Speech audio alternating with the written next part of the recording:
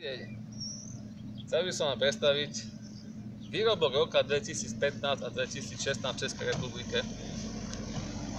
Elektrický štiepkovač od firmy Fieldman PZD 4020. Podľa toho, ako som čítal na internete, tak je to výrobok roka, dvakrát po sebe. Myslel som si, že keď si tento výrobok zakúpim, že ma naozaj čaká nejaká záruka kvality.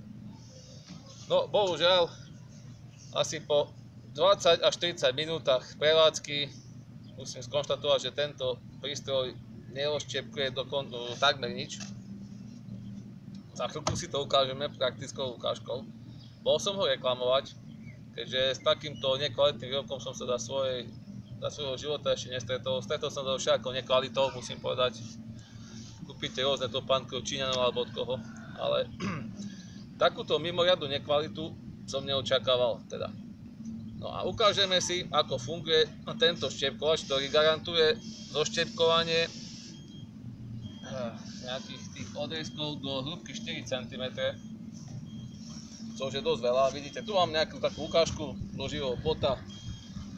Hĺbka asi 1 cm. Vidíte, môj palec je hlbší, keď si tak všimnete ako toto drevko. Takže keď som ho reklamoval, reklamáciu mi neuznali s tým, že po asi 20 až 40 minút prevádzky mi napísali, že sú to pouze tupé nože a ináč tomu nic není. Takže uvidíme, ako to naozaj funguje. Takže nech sa páči, ideme na to.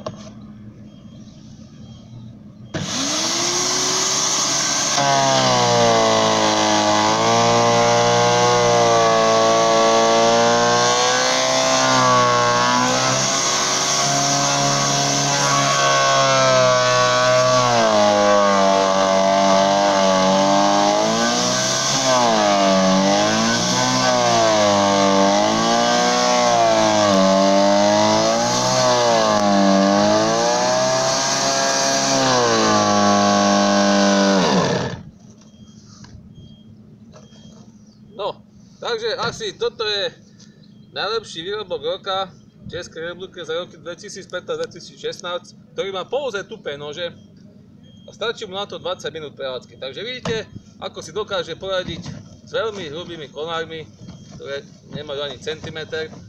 Teraz vám ukážem, ako to vybrať. Ďalších 15 minút na to, aby sme to nejak demontovali a skúsili to aspoň vybrať von. Vidíte. Takže asi takto nejak ide tento stroj, ktorý má pouze tupé nože. Dúfam, že sa v živote nestretnem s výrobkom firmy Fieldman, lebo takéto neseriózne jednanie som naozaj nečakal. Čakal som naozaj kvalitu. Bohužiaľ, zrejme dneska sa v obchodu predáva hocičo.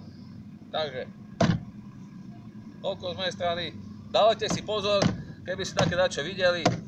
Pozor na túto značku, lebo je to veľmi nekvalitné, aspoň ja mám túto skúsenosť a navyše vám reklamácie neuznávajú. Takže bacha na to.